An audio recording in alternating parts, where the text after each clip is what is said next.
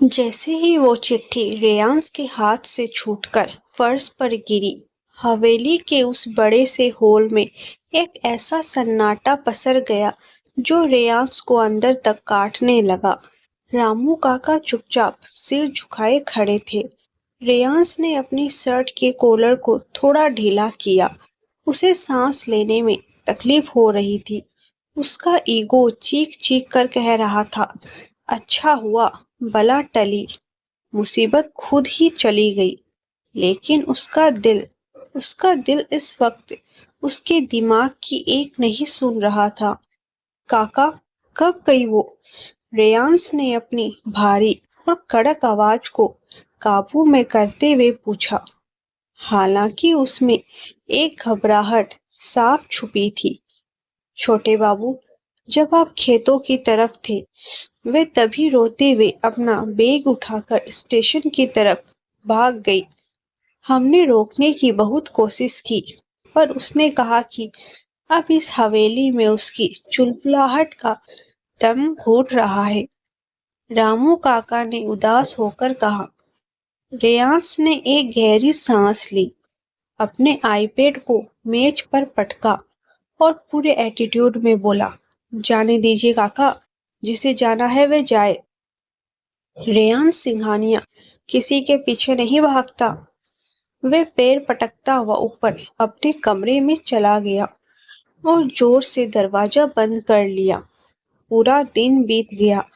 रेयांश ने खुद को कमरे में बंद करके बिजनेस फाइलों में डुबोने की पूरी कोशिश की, पर लैपटॉप की स्क्रीन पर उसे सिर्फ जोया का वो मुस्कुराता हुआ चेहरा, उसकी आंख मारना और टेबल के नीचे पैर से गुदगुदी करना ही याद आ रहा था। दोपहर के खाने की मेज पर जब वे नीचे आया तो डाइनिंग टेबल बिल्कुल सूनी थी। ना कोई पापड़ की कड़कड़ आवाज थी, ना कोई मिर्च का अचार। जबरदस्ती खिलाने वाली चुलबुली लड़की। रेयांश ने चम्मच प्लेट पर पटका और बिना खाए उठ गया। उसका एटीट्यूड अब उसे ही डस रहा था। शाम होते होते रेयांश की बर्दाश्त का बांध टूट गया। उसने अपनी कार को चाबी उठाई, लेदर जैकेट पहना और पूरे रौब से नीचे उतरा। काका, मैं शहर जा रहा हूँ। प्रोजेक्ट का काम खत्म हो चुका है, उसने कड़े लहजे में कहा। पर रामू काका मुस्कुरा दिए। वे समझ गए थे कि छोटे बाबू का घमंड अब घुटने टेक रहा है। रेयांश ने कार स्टार्ट की और तूफानी रफ्तार से शहर की तरफ दौड़ पड़ा। रास्ते में वही पुरानी झोपड़ी आई जहां दोनों ने रात गुजारी थी। रेयांश ने एक पल के लिए गाड़ी धीमी की। उसे याद आया कि कैसे जोया ने डर के मारे उसके गले में अपनी बाहें डाल दी थी। उसने स्टीयरिंग व्हील पर जोर से हाथ मारा। स्टूपिड लड़की, दिमाग खराब कर दिया है मेरा। लगभग 3 घंटे बाद वह शहर में जोया के घर के बाहर पहुंचा। मल्होत्रा मेंशन के बाहर उसकी शानदार कार आकर रुकी। रेयांश कार से उतरा, अपनी शर्ट को ठीक किया, चेहरे पर वही कड़क और सीरियस लुक वापस लाया और अंदर घुस गया। हॉल में जोया के पापा मिस्टर मल्होत्रा अकेले बैठे कॉफी पी रहे थे। रेयांश को इस वक्त वहां देखकर वे चौंक गए। रेयांश, तुम यहाँ? सब ठीक तो है ना? जोया तो शाम को ही आ गई थी, पर वे अपने कमरे में है।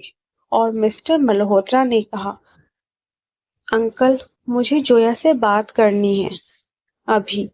रेयांश ने पूरे टसन और एटीट्यूड में कहा, जैसे वे किसी बिजनेस मीटिंग में आया हो। वे ऊपर अपने कमरे में है, पर मुझे नहीं लगता कि वे तुमसे। इससे पहले कि मिस्टर मल्होत्रा अपनी बात पूरी करते, रेयांश लंबे लंबे कदम बढ़ाता हुआ सीढ़ियों की तरफ बढ़ गया। वह सीधे जोया के कमरे के दरवाजे पर पहुंचा।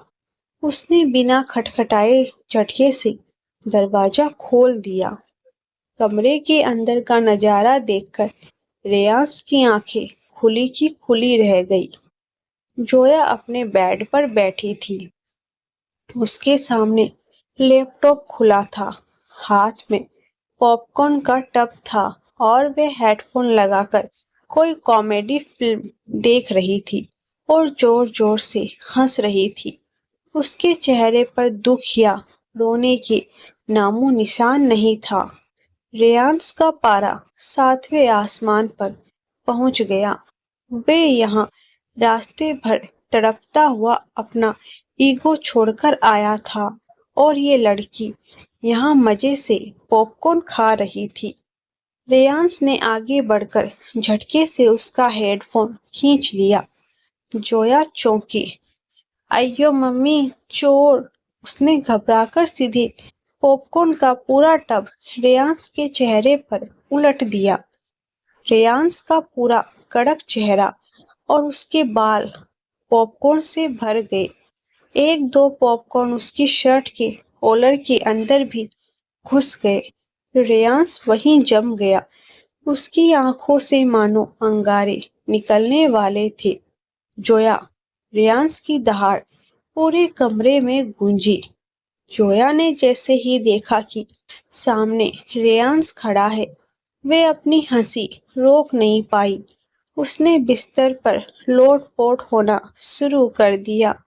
ओह माय गॉड मिस्टर सिंघानिया, आप तो बिल्कुल पॉपकॉर्न मैन लग रहे हैं। ये नया बिजनेस क्लास है क्या आपका? रेयांश ने गुस्से में अपने चेहरे से पॉपकॉर्न झाड़े, आगे बढ़ा और जोया के दोनों हाथों को पकड़कर उसे बेड से नीचे उतारा। उसने जोया को सीधी दीवार से सटा दिया और उसके बिल्कुल करीब आकर खड़ा हो गया। दोनों के बीच की दूरी इस वक्त खत्म हो चुकी थी।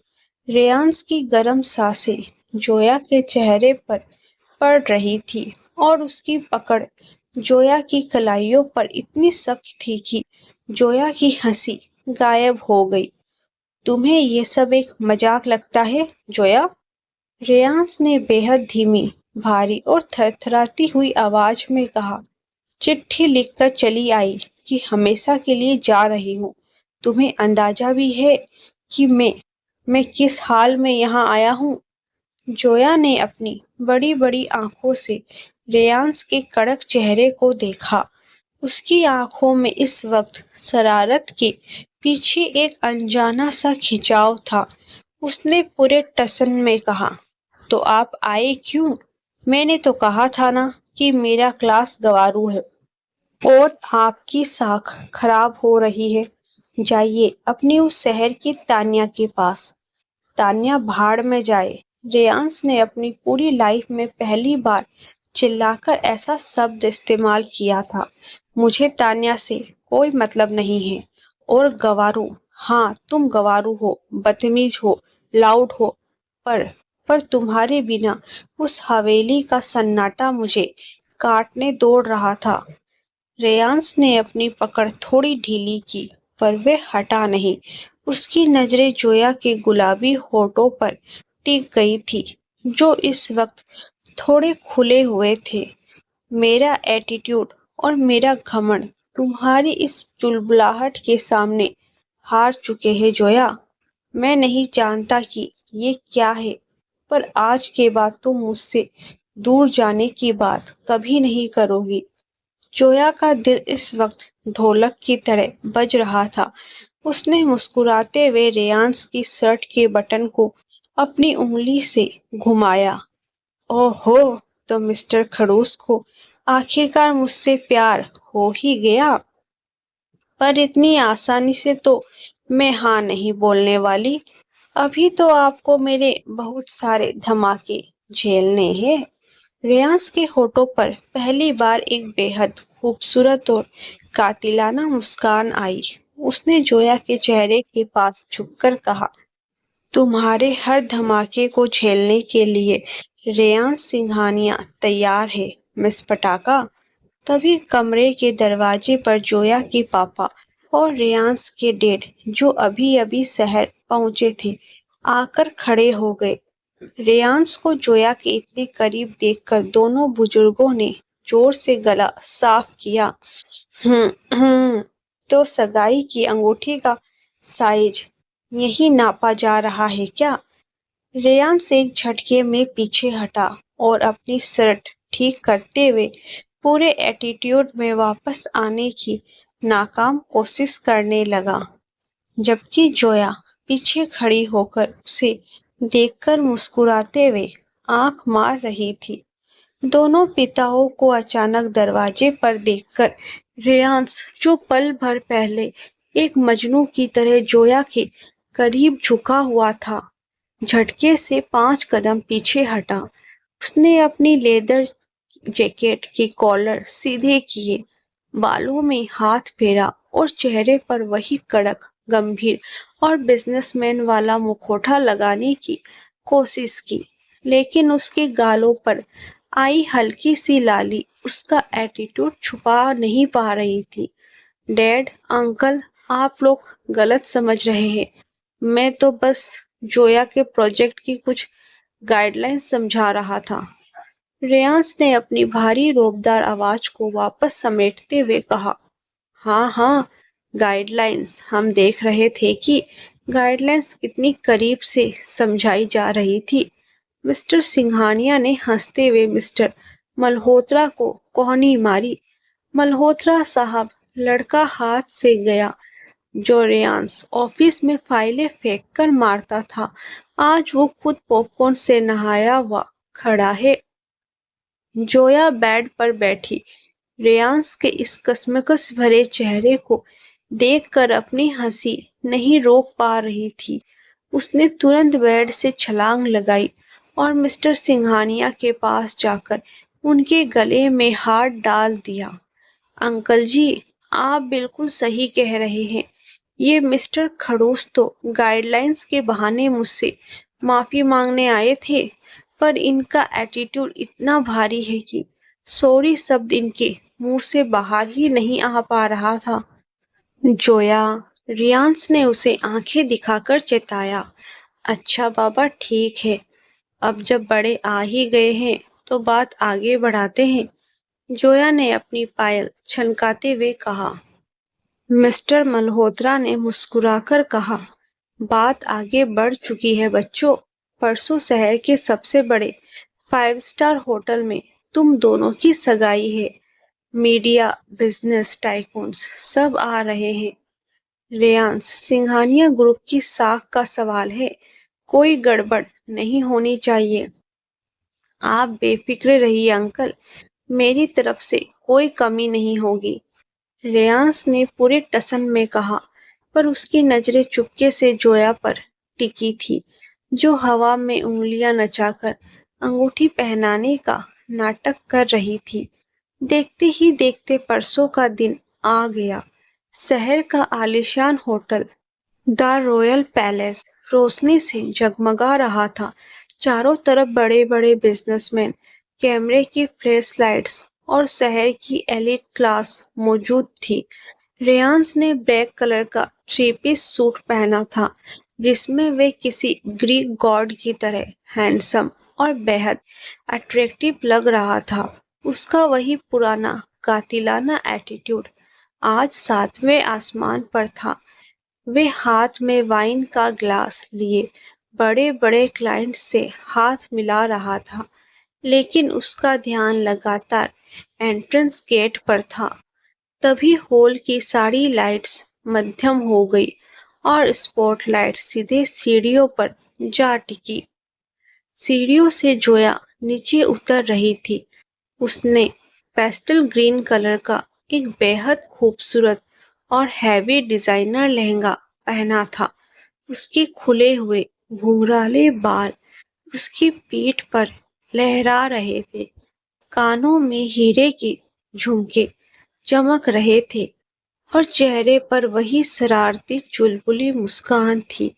वे इतनी खूबसूरत लग रही थी कि हॉल में मौजूद हर शख्स की सांसें थम गई। रेयांश के हाथ से वाइन का ग्लास गिरते गिरते बचा। उसका सारा घमंड, सारा क्लास और सारा एटीट्यूड उस एक पल में जोया के इस रूप के आगे ढेर हो गया। वे बिना पलके झपकाए उसे देखता रहा। जोया सीढ़ियों से उतरकर सीधे रेयांश के सामने आकर खड़ी हो गई।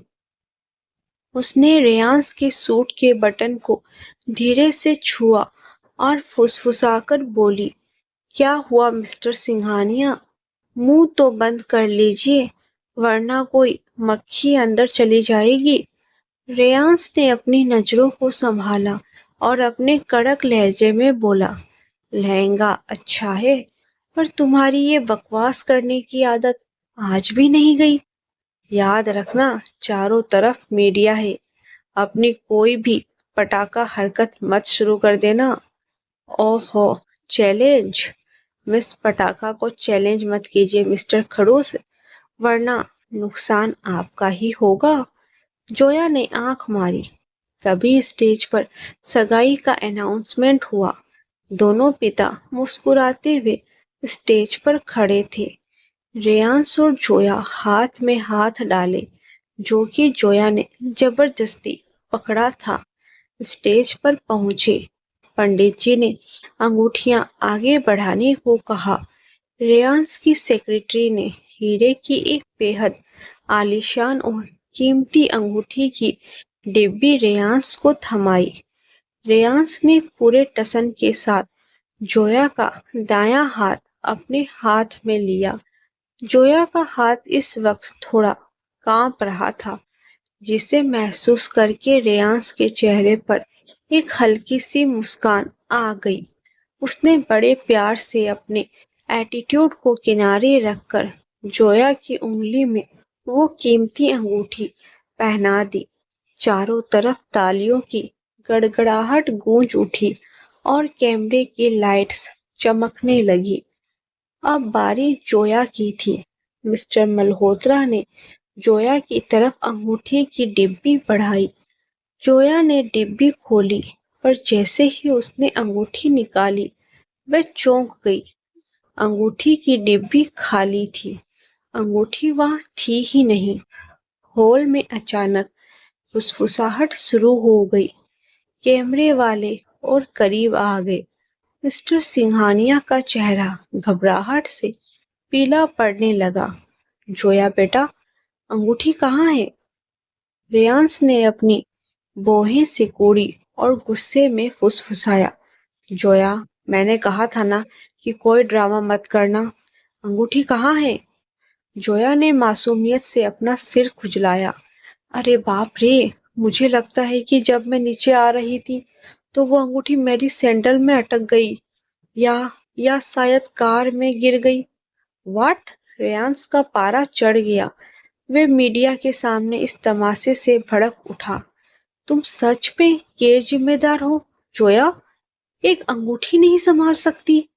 मीडिया वाले सवाल पूछने ही वाले थे कि तभी जोया खिलखिलाकर हंस पड़ी। उसने अपने लहंगे के ब्लाउज के पीछे हाथ डाला और वहां से एक छोटी सी लाल पोटली निकाली।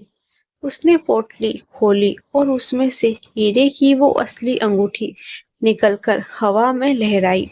सरप्राइज मिस्टर खड़ूस, जोया ने जोर से कहा, ताकि माइक में उसकी आवाज सब सुन सके। मैं तो बस ये देख रही थी कि हमारे सिंघानिया साहब का गुस्सा आज भी उतना ही कड़क है या थोड़ा पिघला है।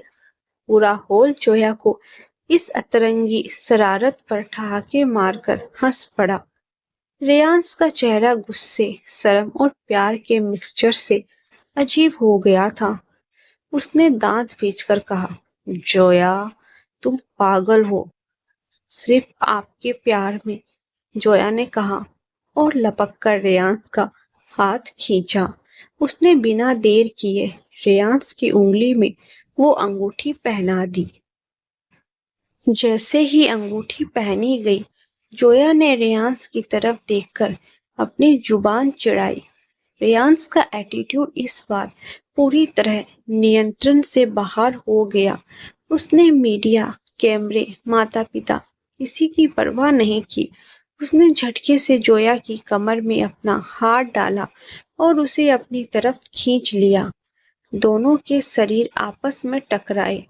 बहुत हुआ तुम्हारा ड्रामा मिस पटाखा, अब सजा भुगतने के लिए तैयार हो जाओ, रेयांश ने अपनी बेहद हॉट और गहरी आवाज में कहा। इससे पहले कि जोया कुछ समझ पाती या कोई नया धमाका करती, रेयांश ने सबके सामने कैमरे की फ्लैश लाइट्स के बीच झुककर जोया के गुलाबी होठों पर अपने होठ रख दिए। पूरे हॉल में एक पल के लिए सन्नाटा छा गया और फिर चारों तरफ चीयर्स और तालियों का ऐसा तूफान आया कि होटल की दीवारें गूंज उठी। कैमरे वाले पागलों की तरह तस्वीरें क्लिक करने लगे। दोनों पिता एक दूसरे को गले लगाकर हंस रहे थे। जोया की आंखें पूरी खुली रह गई। उसका चुलबुलापन, उसकी सारी शरारत रेयांश के इस कड़क और बोल्ड कदम के सामने जैसे ही पिघलकर पानी हो गई थी।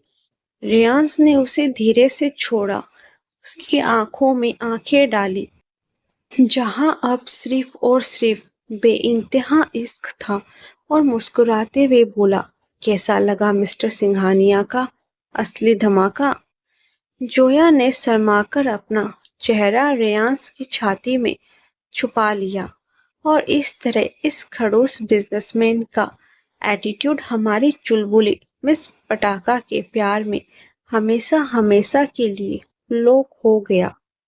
सगाई की रात वाले उस सरेआम धमाकेदार किस की तस्वीरें अगली सुबह पूरे शहर के अखबारों और सोशल मीडिया पर आग की तरह फैल चुकी थी। हेडलाइंस चमचमा रही थी। सिंघानिया ग्रुप के कड़क वारिस रेयांश सिंघानिया ने अपनी मंगेतर को किया सरेआम लॉक। बिजनेस वर्ल्ड में आया भूचाल। हवेली के डाइनिंग हॉल में रेयांश सुबह सुबह ब्लैक कॉफी का कप हाथ में लिए टेबलेट पर वही न्यूज देख रहा था। उसका वही कड़क एटीट्यूड वापस चेहरे पर आ चुका था, पर जब भी वे कल रात की तस्वीरें देख रहा था, उसके होठों पर एक अनजानी सी मुस्कान तैर जाती थी। सुबह सुबह खुद की ही तस्वीरें देखकर मुस्कुराए जा रहा है मिस्टर सिंघानिया। अचानक एक खनकती हुई आवाज गूंजी। रेयांश ने चौंक कर टैबलेट साइड में रखा और अपना वही सख्त लुक वापस ले आया। सामने जोया खड़ी थी। आज उसने गुलाबी रंग का पटियाला सूट पहना था। बाल दो चोटियों में बंधे थे और वे बिल्कुल एक चुलबुली पंजाबी कुड़ी लग रही थी। उसके हाथ में इस बार चाय का कप नहीं बल्कि बेलन था। जोया, तुम मेरे कमरे में बिना नॉक किए और हाथ में ये बेलन लेकर क्यों घूम रही हो? रेयांश ने अपनी भारी और रौबदार आवाज में पूछा। अरे खड़ूस जी, बेलन इसलिए क्योंकि आज हमारे डैड और पापा ने मिलकर एक नया टास्क दिया है। शादी से पहले हम दोनों को गांव के इस नए प्रोजेक्ट के लिए एक कपल ब्लॉग बनाना है, ताकि हमारी कंपनी की पीआर अच्छी हो सके। और मुझे पता है कि आपके इस रोबोट जैसे चेहरे से कैमरे के सामने स्माइल तो निकलने से रही, इसलिए ये बेलन आपकी अकड़ ढीली करने के लिए है। जोया ने हवा में बेलन लहराते हुए कहा। रेयांश अपनी चेयर से उठा, पूरे टसन में कोट के बटन बंद किए और जोया के बिल्कुल करीब आकर खड़ा हो गया। ब्लॉग और मैं, रेयांश सिंघानिया इन बचकानी चीजों का हिस्सा नहीं बनता। अपनी ये नौटंकी बंद करो। अच्छा, कल रात मीडिया के सामने जो धमाका किया था, तब तो आपका एटीट्यूड कहीं तेल लेने गया था। अब कैमरे से डर रहे हैं? जोया ने अपनी आंखें नचाते हुए उसे चिढ़ाया। चैलेंज मिलते ही रेयांश की आंखें सुलग उठी। कैमरे से मुझसे बेहतर प्रेजेंटेशन कोई नहीं दे सकता। चलो देखते हैं किसका ब्लॉग बेहतर बनता है। 2 घंटे बाद हवेली के लॉन में ब्लॉगिंग का सेट तैयार था। जोया ने हाथ में ट्राइपॉड पकड़ा हुआ था और कैमरा ऑन कर दिया। हेलो फ्रेंड्स, स्वागत है आपका मिस पटाखा और मिस्टर खड़ूस के ऑफिशियल ब्लॉग में। जोया ने कैमरे के सामने उड़ते हुए बालों को संभालते हुए चहक कर कहा, आज हमारे मिस्टर सिंघानिया आपको सिखाएंगे कि गांव की ताजा हवा में गुस्सा कैसे किया जाता है। रियांश कैमरे के सामने बिल्कुल कड़क हाथ बांधकर खड़ा था, जैसे कोई सीबीआई का अफसर हो। उसने जोया को घूरा और कैमरे की तरफ देखकर बेहद गंभीर आवाज में कहा, नमस्कार। सिंघानिया ग्रुप का विजन हमेशा से रूरल डेवलपमेंट, बोरिंग, महा बोरिंग। जोया ने बीच में ही कैमरा रेयांश के चेहरे की ओर करीब लाते हुए कहा, अरे बाबा, ये आपका ऑफिस नहीं है। जनता को एंटरटेनमेंट चाहिए। चलिए अब हम आपको दिखाएंगे मिस्टर रेयांश सिंघानिया का cow milking challenge. What? Zoya पागल हो गई हो क्या? मैं ये कभी नहीं करूंगा, रेयांश ने चिल्लाकर कहा। पर जोया ने पहले से ही लाइव ब्रॉडकास्ट ऑन कर दिया था और कमेंट्स आने शुरू हो गए थे। Oh my god, Reyansh Singhania गाय का दूध निकालेंगे। देखना है।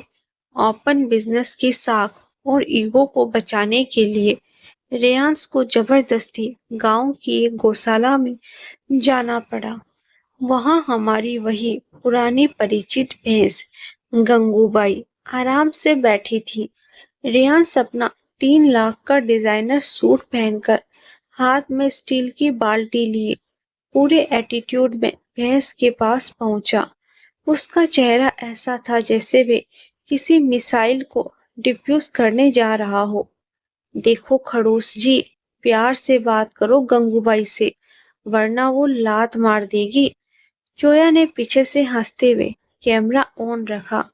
रेयांश ने बाल्टी नीचे रखी और पूरे रोब से भैंस से कहा, लुक गंगूबाई, लेट्स कोऑपरेट। मुझे बस थोड़ा सा दूध चाहिए ताकि ये व्लॉग खत्म हो सके। कॉर्पोरेट डील समझो इसे। ये सुनना था कि जोया और वहां खड़े गांव के बच्चे ठहाके मारकर हंस पड़े। गंगूबाई ने शायद रेयांश का एटीट्यूड देख लिया था।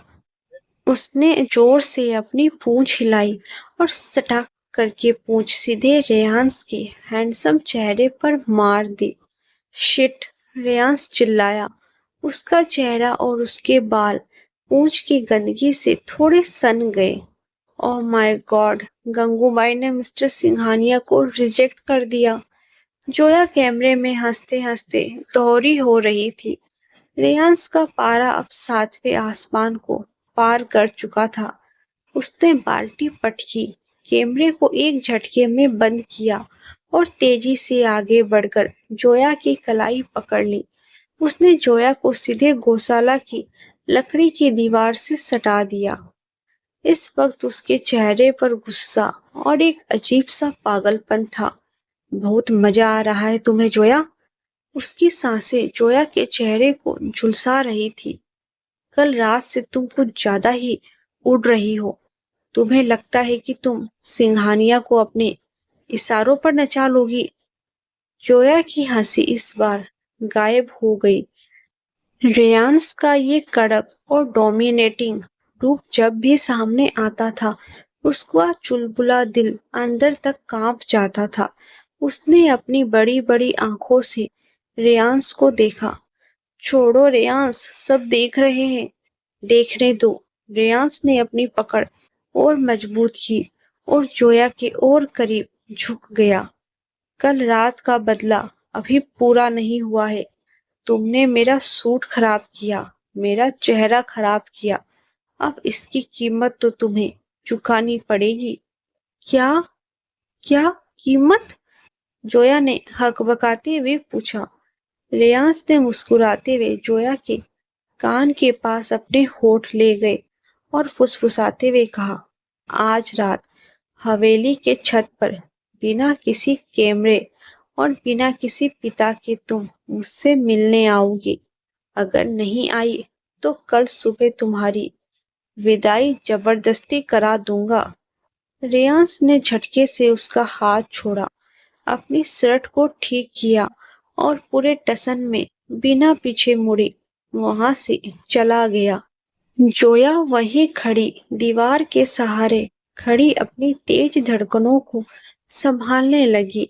उसे समझ आ गया था कि मिस्टर खड़ूस को छेड़ना अब उसके लिए भारी पड़ने वाला है। क्या जोया रात को चुपके से हवेली के छत पर रेयांश से मिलने जाएगी? ये देखने के लिए मिलते हैं अगले भाग में। तब तक के लिए राधे राधे।